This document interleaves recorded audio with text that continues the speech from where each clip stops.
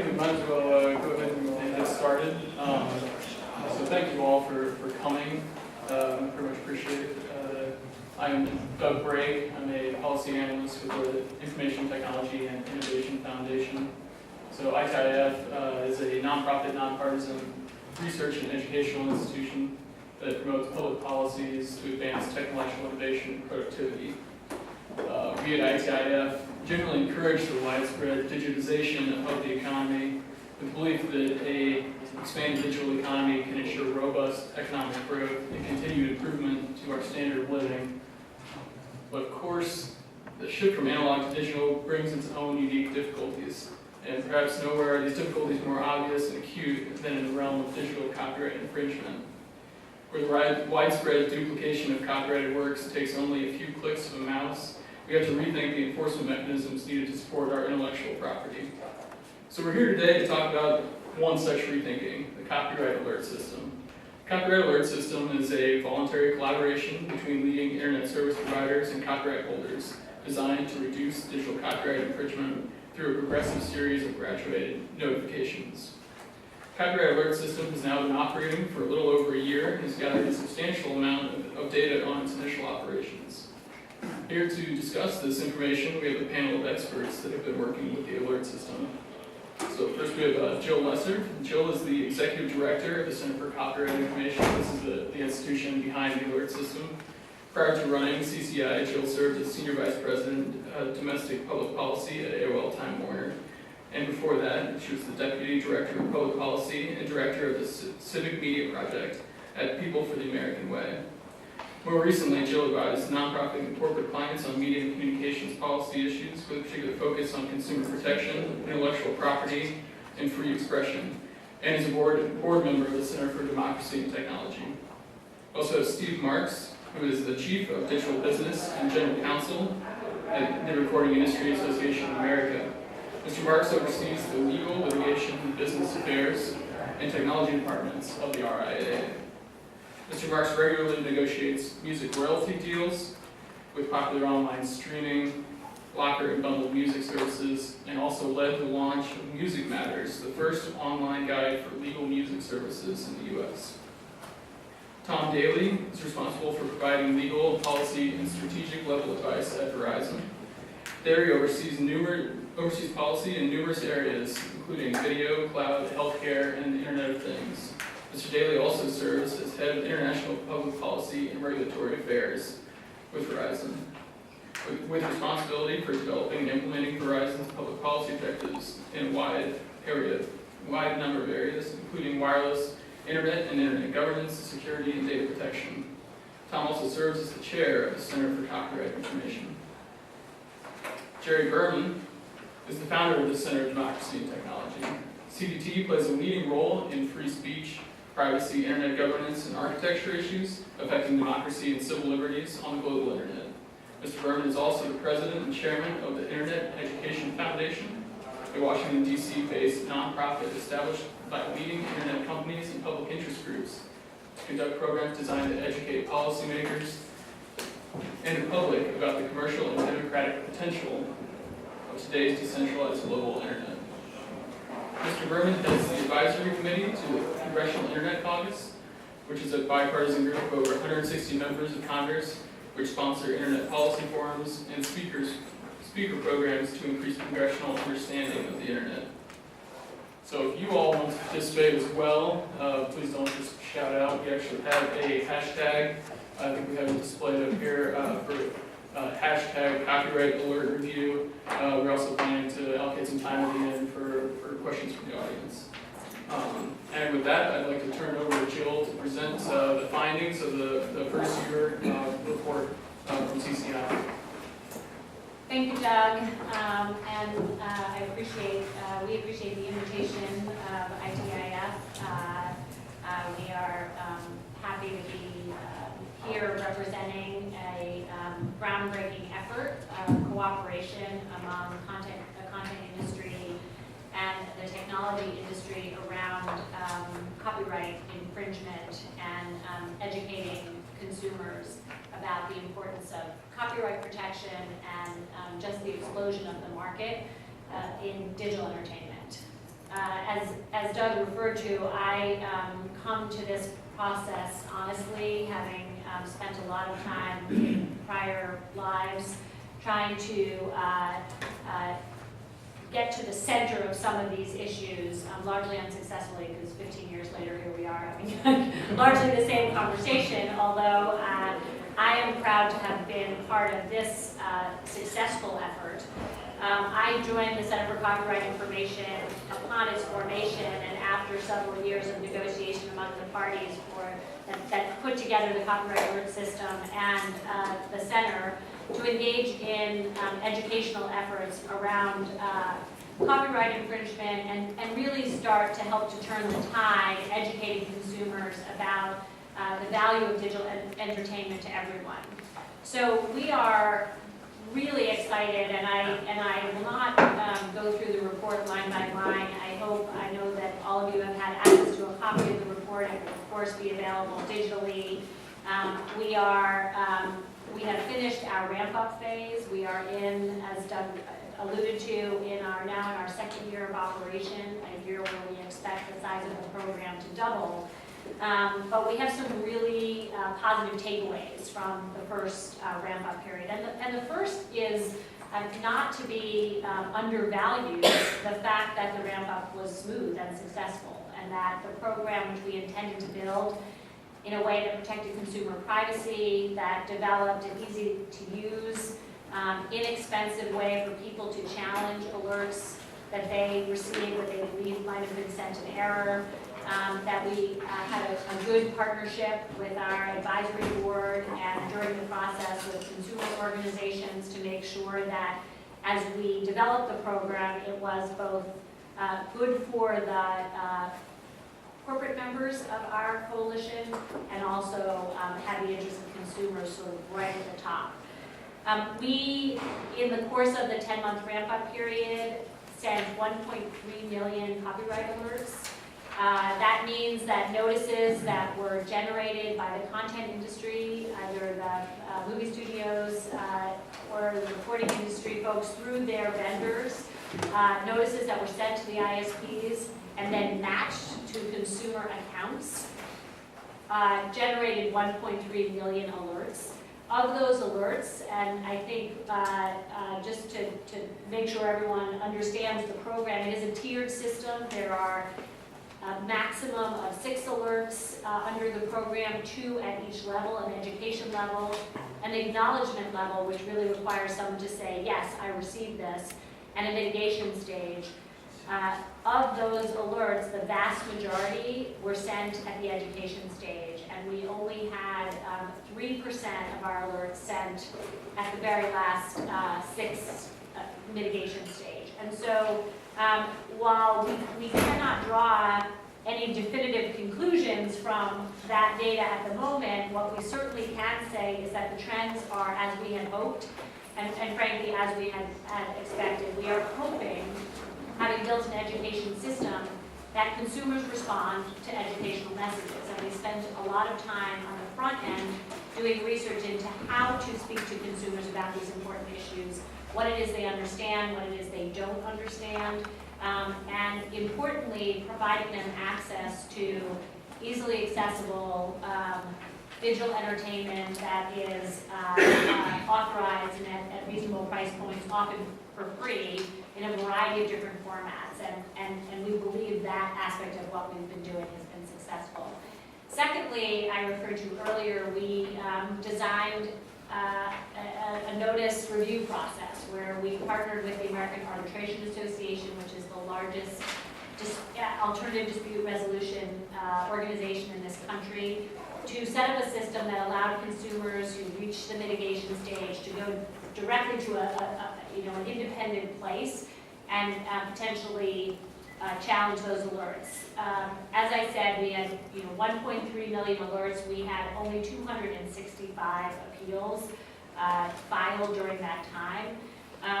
While we are very much heartened by the low number, we had no indications of a false positive, and I think that's a really important point to drive home, which is there was a lot of concern about whether or not alerts sent out would be valid and would cover, would in fact be challenged. And what we see is that we have had no alerts that have been sent about content that was in fact not copyrighted and not shared over a peer-to-peer network by someone who was not authorized to do so.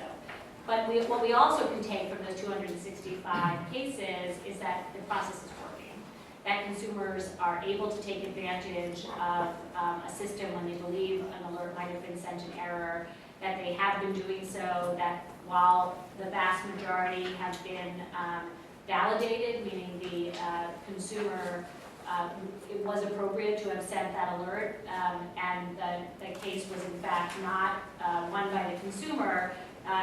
We did see cases in which the consumer, primarily asserting a reason that we put in the MOU to give people sort of a chance to correct their behavior yet again, by saying, no, I didn't do this, but someone must have used my account in an unauthorized way.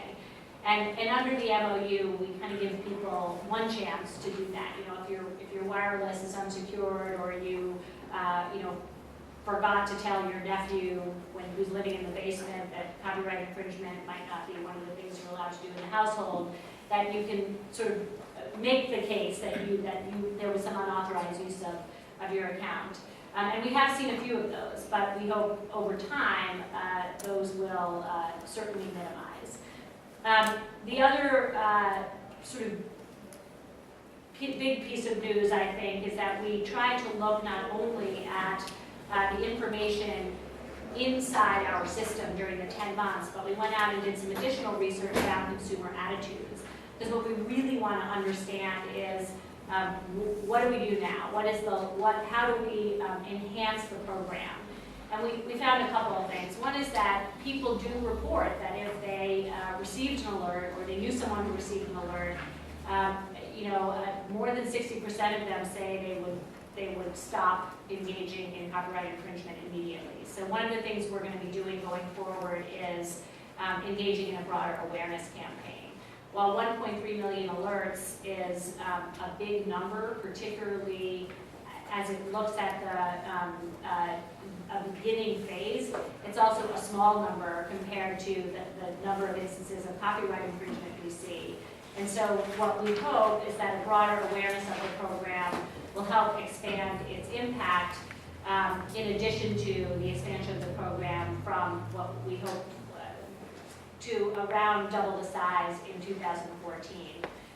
So while we don't have any specific numbers about the numbers of alerts, we are hopeful that we will see a program that will double in size. I don't want to speak for my colleagues in the content and ISP industries, but I can certainly speak as the person sitting around the table. I had hoped that the job would not become sort of moderating a lot of disagreement. And I think what has been most extraordinary about this effort is that there really hasn't been a lot of disagreement, that there has been a fairly clear focus on approaching this problem from an education perspective. And not only putting the copyright alert system in place, but also giving CCI the authority to invest in and undertake other educational initiatives. So we are in the process of helping to underwrite the development of a copyright and fair use curriculum that we actually have been working on for a long time with many stakeholders, both in the education community and in the legal community, and we hope to be able to roll that out in the next couple of months. But again, the goal is to figure out where the problem is, and what our research says is the problem is that we need to teach our kids when they're young, and ideally, when we look 10 years out, ideally, while the program will grow over the next couple of years, I hope in 10 years we don't need the copyright alert system. That would be a successful program, where ultimately it doesn't grow and grow and grow and have more and more alerts, but that the need for sending notifications to account holders about the use of peer-to-peer networks in a legal way goes away. So I will stop there and I guess turn it back to Doug. Yeah, I think the plan was to sort of go down the row, and I mean, obviously the copyright alert system balances a number of interests, and while they may not always completely align, they certainly aren't entirely divergent either. So, Steve, if you could tell us a little bit about the sort of view from the content side of things, or the copyright holders, and your view of how the copyright alert system is working, and your general practices of how it's operating. Sure. I won't repeat what Jill just went through in detail, but I'd like to just emphasize, I think, 3 points from our perspective about how valuable this exercise has been. The first is the voluntary nature of the collaboration that we have undertaken here. As Jill said, has really been a very positive experience, and we think a model for other types of partnerships with other important players in the internet ecosystem. We have already done that with payment processors, advertisers, but there's so many others that we could have additional conversations with, and we look forward to continuing, our conversations within CCI as well with the ISPs to look at other kinds of areas that we may be able to collaborate on. One, we really think this has been a great model for that kind of collaboration, which is a very important way to address the problems and the challenges that we face, emphasizing education and dealing with deterrence in a specific way. As I think all of us have learned, you're never going to get rid of every last illegal download that may be occurring. You're not going to be able to litigate and sue to finish this problem. This is kind of a multifaceted problem, and it's got to be addressed in a lot of different ways, and collaborative partnerships are an important part of that. Second, we're very proud of the accomplishments of CCI's efforts in putting the CAS together in the first year. We spent a lot of attention, paid a lot of attention to detail, and we think that really paid off. We were deliberate about all of the things Jill went through in terms of how the system works, building in the right protections, ensuring privacy existed, etc. And so when we look back, we are very pleased with how the first year has gone, and we think we're set up nicely to move forward in the future. Third, we really do, related to the first point, look at this as kind of one piece of a larger puzzle. Obviously, the most important thing is offering what consumers want in an authorized way. We've seen an explosion of services both for in the music industry and the movie and the film industry. We've developed some of our own educational tools, like on our site, whymusicmatters.com, where people can go and see what's available, and if they have questions about, hey, is this something that's legal or not, they can get some answers. But as Jill said, one of the things that came very clear through in the analyses that we did as part of CCI, and that we've seen generally, is that awareness is a key factor, and continuing to educate and make people aware of not just wagging the finger about what's right and wrong, but more about what's available and where to go to get what they need, because virtually every way that consumers want to enjoy music or movies is available to them is critical. And so moving forward, having the online consumer awareness campaign is really important to us, and we think key to the success of the program. So I'll stop there and turn it over to Tom. Thanks, Steve. Good afternoon. Thanks for coming. I'll try not to say the same things that you just heard, but I think the descriptions that Jill and Steve have provided really reflect a lot of the views of the ISPs that were involved in this. I can't underscore enough the importance of a couple of things. One is the fact that this was a truly private partnership. It started several years ago through negotiations, and it ended up with this MOU that you all know about. And then, in many respects, the real work began to try and pull together a program. If you just step back and think about the scale of what we're talking about here, it is pretty significant. You've got 5 very large internet service providers. You have essentially the entire motion picture and recording industries all trying to cooperate in an effort to meet a common goal, which is to provide what I think all agree should be and is a fair approach to dealing with this issue of copyright piracy. So the private partnership nature of this, the fact that companies could come together and ultimately resolve their differences or put them aside sufficiently so that we could pull together the program and the agreement, I think is quite an achievement. The fact that we could then take that agreement and operationalize it. For any of you who have worked in companies and you try to operationalize a large-scale process, you can understand some of what we have gone through. And it's been a challenge not because of any contention between us, but simply because it is a big work effort for all the companies independently doing their own thing. And then, of course, to try and sew it together through the arbitration process and so forth. So I'm very pleased with the way the organization has operated to keep things on track, the way Jill and Steve and the other members of the CCI board have worked cooperatively together. Cooperatively being the operative word. We don't always agree on absolutely everything, but we find a way to work out our differences. And I think that's a model that obviously has worked for us, and I think it can work in other areas, both in piracy, anti-piracy, as well as other areas of technology. Just from the technology point, I know a lot of you are technology writers. I've spent 10 years as the general counsel of Verizon's internet business, Verizon Online.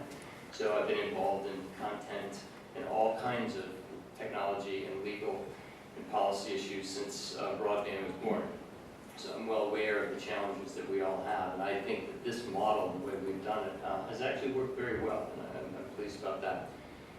The other thing I think made this work well was that we set, and Steve mentioned this, reasonable expectations. We didn't try and go out and cure piracy. It's a very complicated social, economic issue, and you're not going to fix it with an organization even as good as the one we've got. But you can start to make a dent in it. I said this 2 years ago when we sort of rolled out the program. We're not trying to boil the ocean here. We're trying to find a solution that can make a meaningful difference and to expand the awareness and understanding of people. Some people are going to be more willing to be persuaded than others. We understand that. And so I think a lot of credit goes out to all the members who participated in our program, the CCI board members, the member companies and studios, the ISPs, everybody who looked at this and said, we're going to try and find a way to make a difference, but we're not going to try and solve this because that's just not going to happen. And if we set ourselves up for failure, that's just not going to, there's no point. So I think that we are on track, as Jill said, and I'm pleased with where we are I'll speak on behalf of the ISPs and certainly on behalf of mine when I say that we're very happy with the way this is rolled out. We've done it in a way that respects privacy, first and foremost.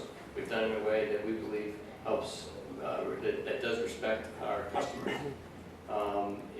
So I'm pleased with all of those aspects of the program and look forward to continuing the awareness and education building that Jill and Steve mentioned.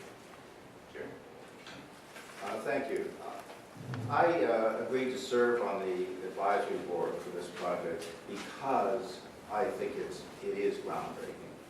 It is a change in direction. When we're talking about notices being sent to the ISPs, we're talking about unauthorized access to music,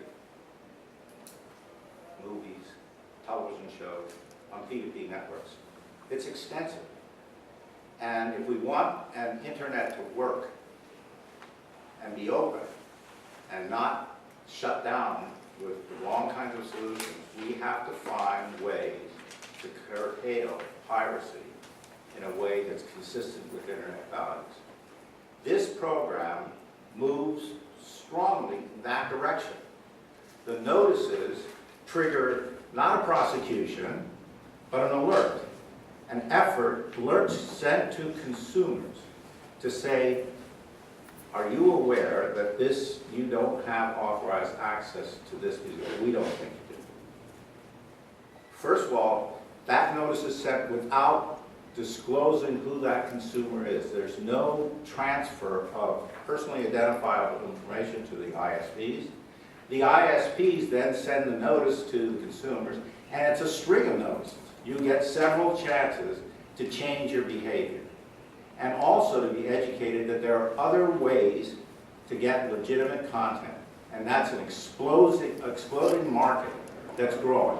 It's giving people all kinds of options to legally get access to content without stealing.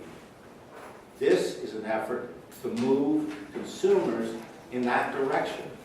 So instead of prosecuting people or shutting down the internet, here is a collaborative effort by the ISPs and the content industry to say, can we educate consumers?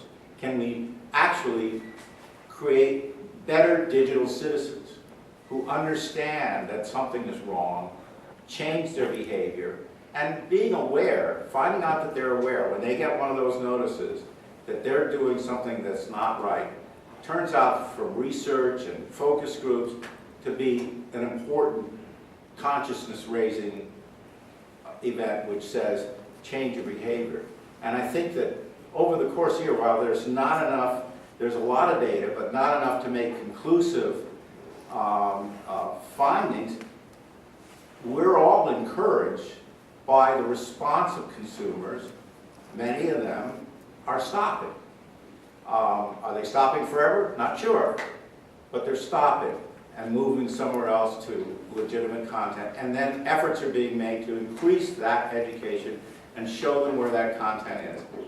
That's all to the good. It's privacy protective, it's educational, it's consistent with the internet, and it's the way we should try to solve the problem. It won't solve all of it, but I think it's a real move in the right direction. And I think it's operated that way. I've looked at the data. The privacy by design has worked. I think there's been no false positives. They've detected piracy where they've detected it, and they've stuck to their guns of trying to educate consumers to change their behavior. I think that's all a plus.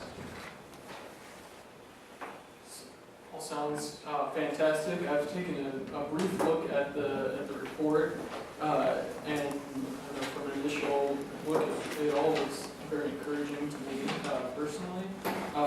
The statistic that 70% of alerts were for only the initial education stages, and with only 3% of alerts making it to the final stage, I think, as many of you alluded to, indicates that to some extent that it's working as planned, right?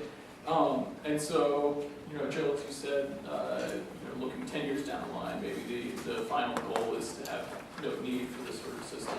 But it seems like in the coming years, at least, the plan is to scale it up and to have more alerts sent out. Is that correct? And if so, what do you think the main policy challenges that come with specifically scaling the system up to a broader audience? Well, really there are sort of two ways we're doing that. The system is slated to double in size in this coming year, in this second year. We actually don't have any specific plans about the size of the program beyond the next year. But I will say this, which is ultimately the impact of or the effect of a program like this comes not just from how many alerts you send and how many individual account holders you touch, but as our external research shows, whether people believe they might get an alert. So I think we've talked about a number of different analogies. There's sort of the speed camera analogy. If you know enough people who've driven down McCarthy Boulevard and gotten a speeding ticket at a particular place, you slow down. And I think you start to change your behavior kind of by word of mouth. So one question is, what do we invest in? And we're beginning to ramp up our investment in awareness building. The other is a research question, and one that we're going to start looking at. How do we evaluate what is known as the network effect? What is the broader impact of the alerts on a particular account holder's family? So, if there were 5 people in a household, would an alert or a series of alerts that deterred that account holder, that primary account holder? We're hoping that if it's a parent, it certainly deters the 3 teenagers living in the house, and that might be the biggest problem for the industry. So I think we are going to both increase the size of the program, increase our efforts at awareness, and then continue to understand how those alerts affect the recipients and what the sort of what the wave pool is. So if you drop a penny in the water, how far out does it go? And those are questions we don't know the answers to yet. I'm curious, so there are 3 different tiers of the steps to the program: the education, the awareness, and the acknowledgement and mitigation. So it seems like the education is pretty effective, just looking at the sort of distribution curve of how quickly these sorts of the alerts drop off. Well, right, and while we call the education stage education, really the whole program is based on the notion that if you, as really Jerry alluded to, if you give people information they didn't have, many people might have peer-to-peer software on their computers. They might have read something in the last year that said, gee, this might be illegal, and they have no idea how to shut down their shareholder.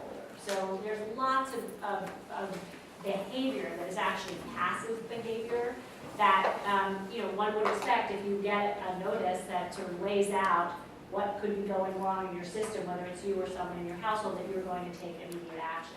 The goal of the later stages is maybe the best way to say it is sort of get a little bit more in your face. So at acknowledgement stage, you want the consumer to say, yeah, I received this. You want to sort of click through. Yes, I acknowledge having received it. We all receive hundreds of emails, maybe thousands of emails every day, depending on what we do for a living, and sometimes it gets lost. So the acknowledgement phase is an opportunity for people to stop. Once you get to the mitigation stage, we're really trying to say, hey, we mean it. And oftentimes, like in the case of one ISP, their mitigation prompts someone to call them. They want to be able to say, what about this don't you understand? Is there been something that's been confusing? How can we help you? Perhaps you think you've stopped using your peer-to-peer software, but in fact it's out there, sharing the most popular movies that happen to be in your shareholder. So it's an education-based system all the way through, but it tries different ways, I guess, of capturing people and allowing them to hear us is maybe the best way of saying it. Can I Absolutely. The drop-off rate is very encouraging, from one alert to only several get to the mitigation stage. But I think that everyone who's been involved in the project is being very cautious about reading those numbers. It's only 10 months. Maybe someone will drop off and reappear later on.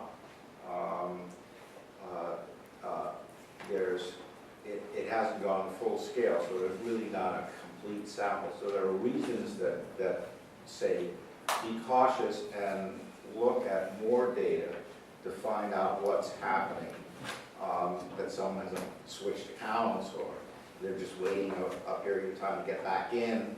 But hopefully they're taking an educational message.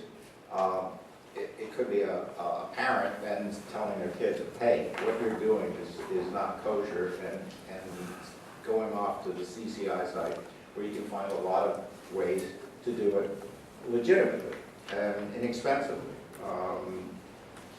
That measuring how those things are working requires getting more into the weeds, as Jill was saying, and spending more time with the data. So there's encouraging, the results are encouraging. we're not trying to say, you know, it's 70% successful or 80% successful. I think that's the wrong message.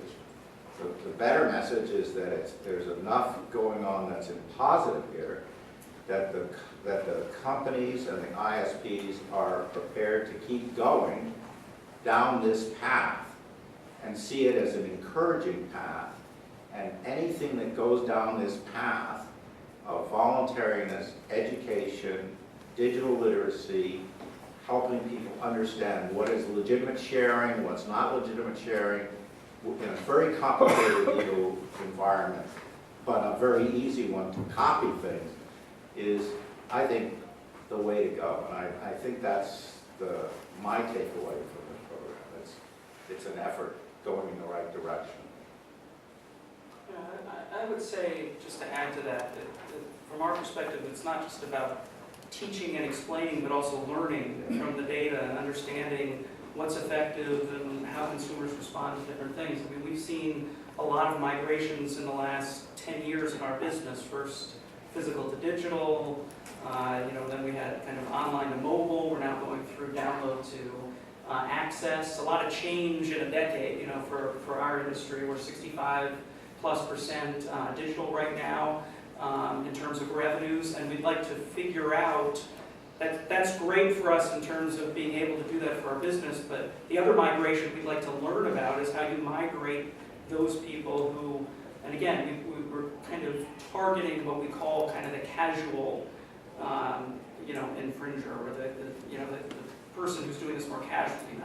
We're not after the smaller percentage of people that are unlikely to switch, but how you migrate those people to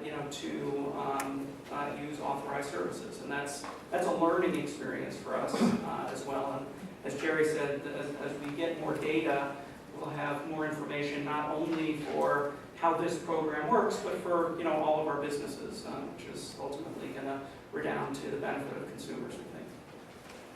So you mentioned the sort of small percentage of, I guess you could call them the hardcore pirates that aren't going to change even after 6 strikes.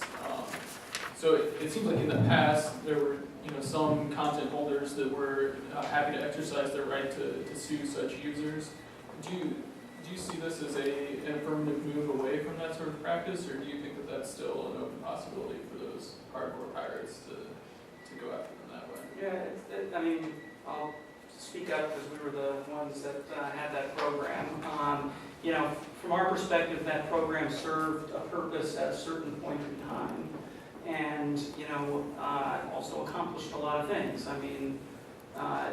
We had a certain growth curve of at the time P2P sharing that was tracking broadband usage, and after that program, we had kind of arrested that growth. Okay.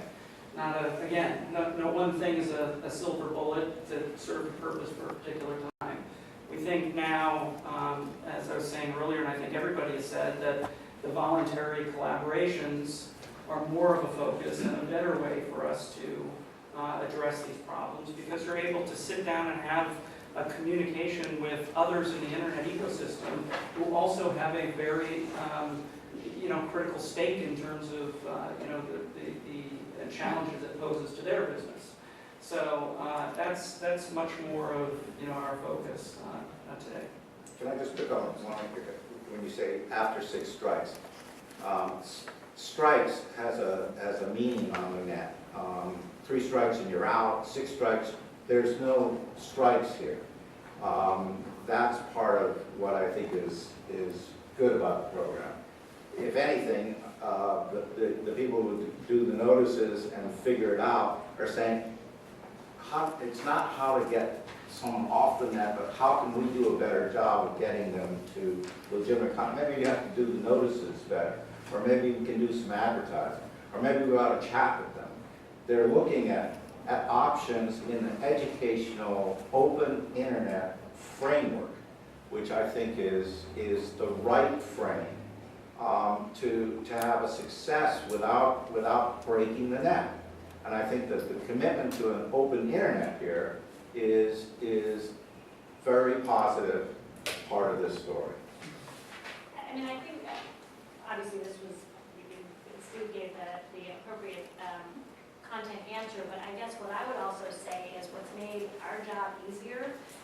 having an education-based system is how broad and diverse the current marketplace is for digital entertainment content.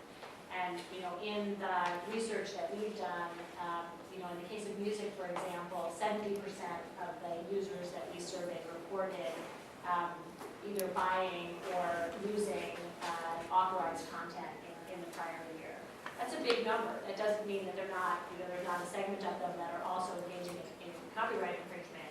But when you have a really great story to tell on the other side, when you tell someone to stop doing something and you can direct them to compelling offerings in a variety of formats for free at different price points, it makes your job easier. And so, I don't know that it's an either or for other forms of other ways to go about this, but the whole digital environment has given us, I think, a point in time where consumers are ripe for this kind of education. So I'm curious, I think that all makes an awful lot of sense. I'm curious, so the last week in the New Yorker, I feel saw a rather, I think fair to say, provocative article about this company Malibu Media that apparently now responsible for about a third of U.S. copyright litigation.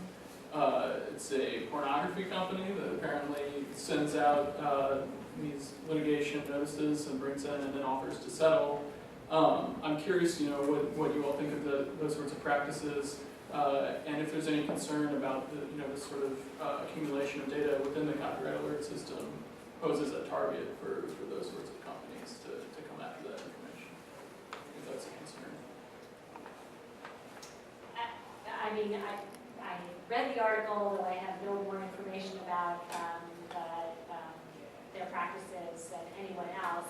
I would say this, that CCI really doesn't have any data, and we are certainly not representing, or none of our content partners represent anyone in the distributing even copyrighted pornographic content, and so that I think that the information that we have would not be helpful or relevant in that context. I'm curious if you can tell us more information about the detection system, how that works, or if it's outsourced, or any information about detection. Yeah, so in the report, I can draw people to the page number on page 7. We go through the process, and there's a diagram. It is a rather complex process. Actually, I think perhaps the easiest description of this process is on our website. When we first launched the program, one of the things we wanted to make sure we did was to help people understand the whole system. And there is an animated video presentation on the site that's actually linked through the digital version of the report that takes you through the process. But the content owners actually at this point in time both use the same vendor that has developed a very sophisticated methodology for identifying instances of potential copyright infringement, of matching those instances of infringement really off a list. So at any given time, the list might be different this week than it is last week, having to do with the most popular music tracks or the most popular movies or television shows, whatever those most important assets are for the content owners trying to protect their content.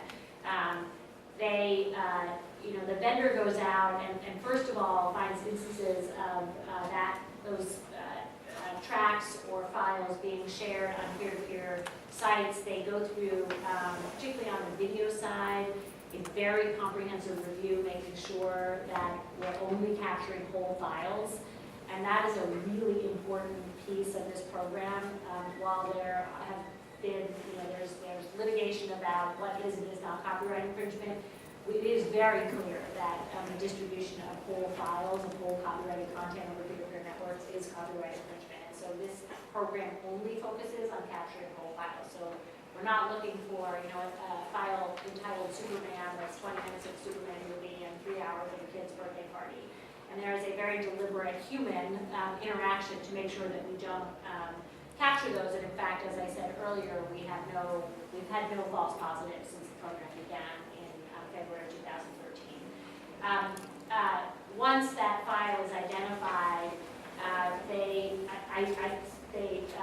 match it to IP addresses where the files are being shared. And if those IP addresses have been assigned to our member ISPs, a notice is generated, forwarded to the ISP, who then matches that all sort of on their side of their wall to their account holder and forwards that notice on in the form of a copyright order. So there is information about when the alleged infringement happened, what the title of the work is, you know, and so that the consumer can, you know, do his or her own investigation. You know, gee, you know, this isn't the kind of movie I would watch. I wonder who might have watched it, or I wasn't, you know, or here's who was at my house or in my neighborhood at the time.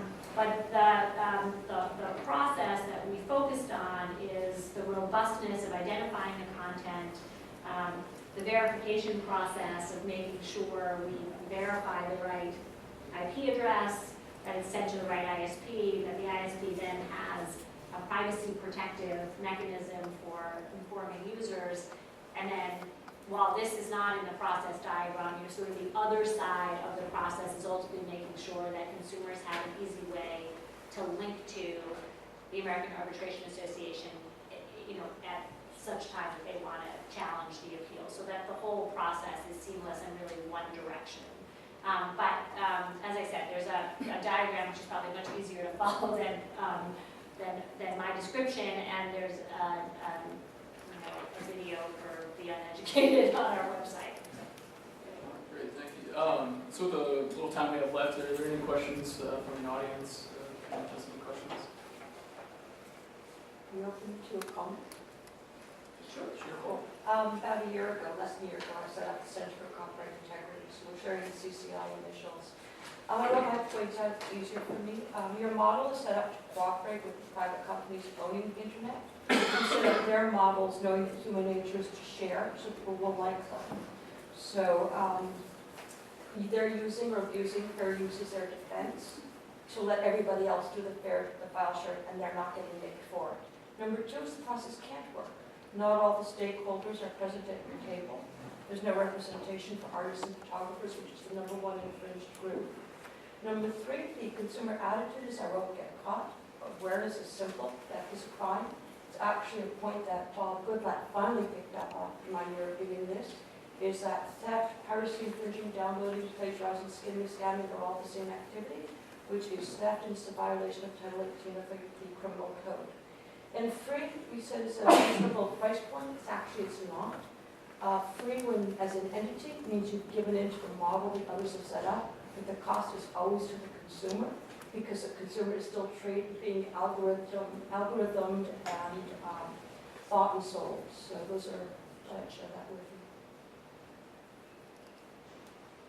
Any question? Yeah, I just wanted to ask, obviously you seem to have had a very good experience with the idea of voluntary collaboration, cooperation in working this systemic way of approaching the issue with respect to peer-to-peer. Have you yet learned anything that you think might be useful in terms of that systemic approach, as well as the things that you've learned about the nature of the kind of collaboration and cooperation that's necessary among you to extend this beyond peer-to-peer to the other venues and manifestations of infringement online?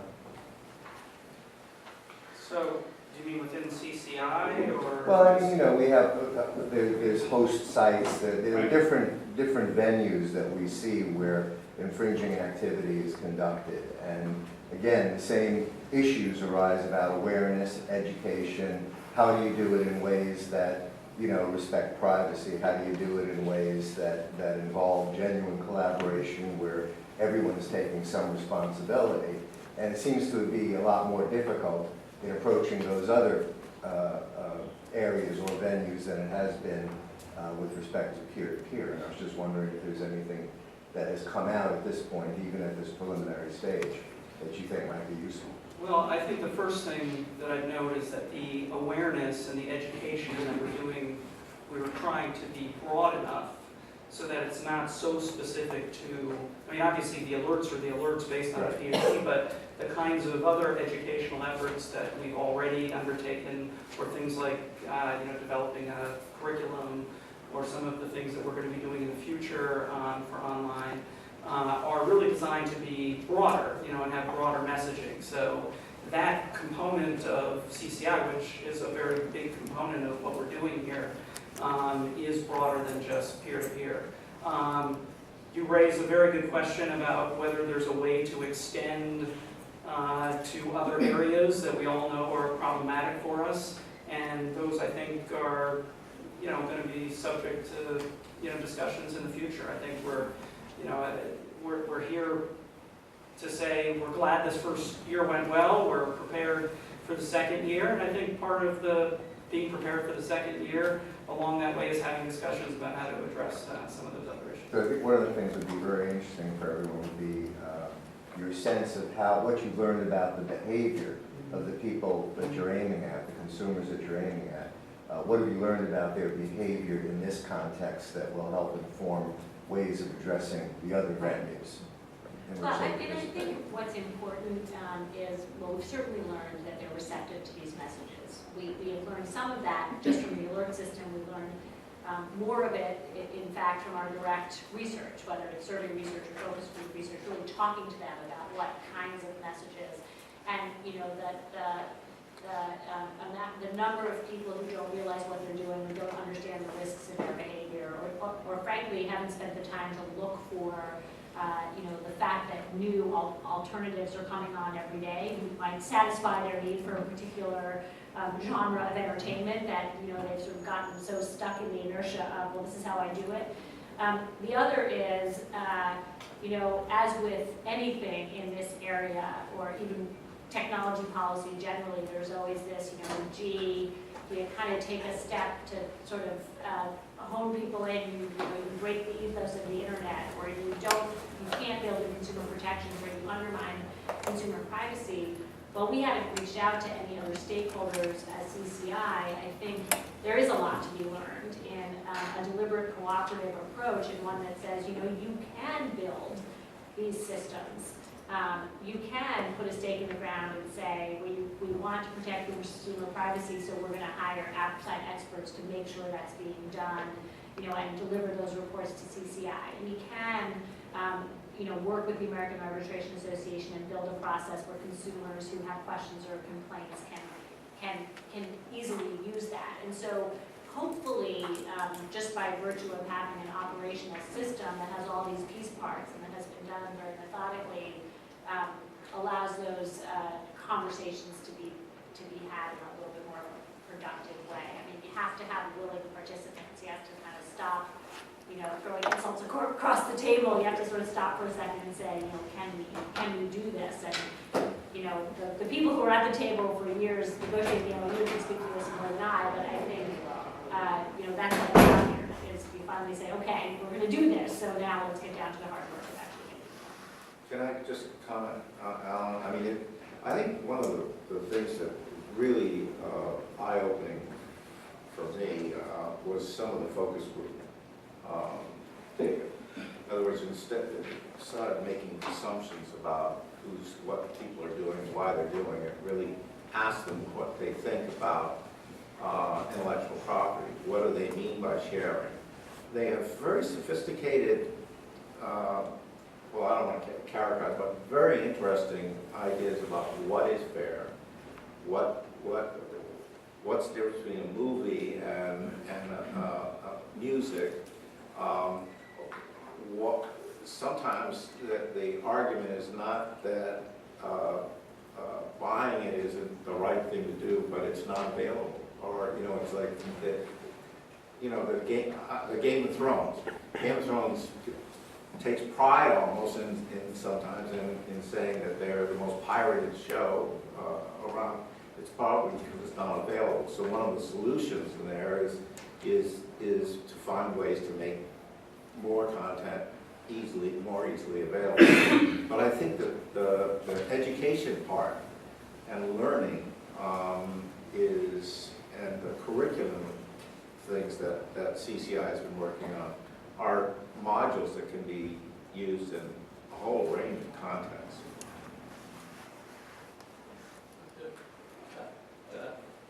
Thompson, the Association for Technology Innovators Network.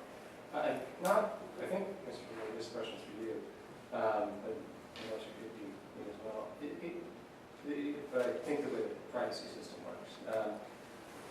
I did a lot of work looking at necessarily the BitTorrent-based file sharing programs that probably the center.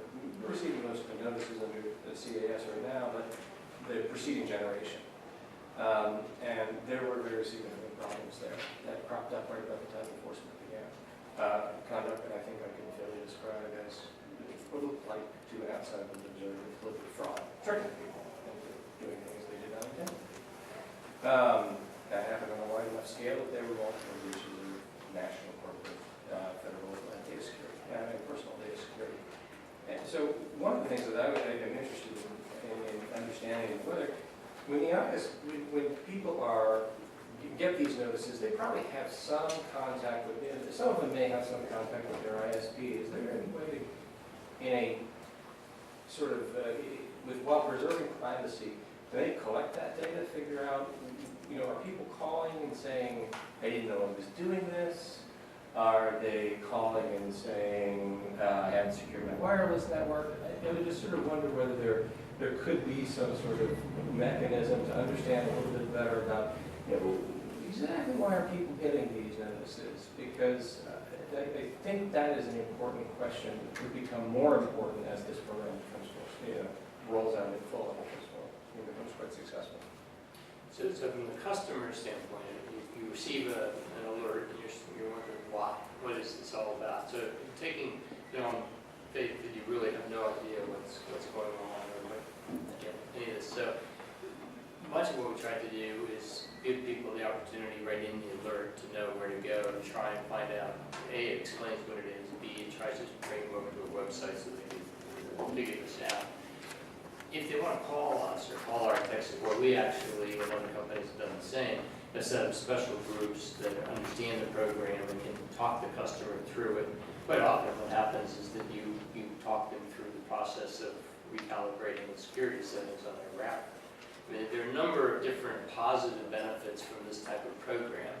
The level of bad things that can happen to your computer when you're engaged in peer-to-peer activity, whether legitimate or not. I mean, you don't know what those files are that you're getting, so there is a correlation between people engaged in peer-to-peer activity and higher degree of botnet activity. So that kind of thing, we do help our customers with. If they reach out to us, we also provide information to them, not only through the alerts, but also through the website that we've got. I don't know if do we have more detail on that We have some. on the CCI side as well. So there's a lot of good things that can happen if customers start cleaning up their own computers more so, get well beyond the